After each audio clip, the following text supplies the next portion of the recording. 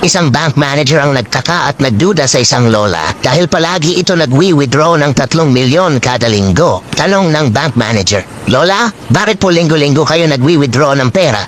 Ano ho bang trabaho nyo?" Sumagot yung lola, "Wala ho, napalanunan ko lang ito sa pustahan." Di naniniwala ang bank manager. "Ano ho bang pustahan yan?" "Parang di naman po kapanipaniwala." Sumagot ulit yung lola.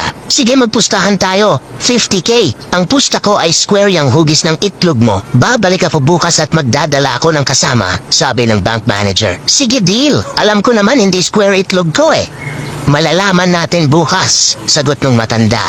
Kinabukasan bumalik ang lola at may dalang kasama. Hinubad na ng bank manager ang kanyang pantalon. At hindi hugis square ang itlog nito kaya binigyan ng lola ng 50K ang manager. Sabi ng bank manager, "Paano ho kayo nagkakapera dun, talo naman kayo?" Bumulong yung lola. "May pustahan din kami nitong kasama ko. Sa halagang 500K, ipapakita mo ang itlog mo sa amin."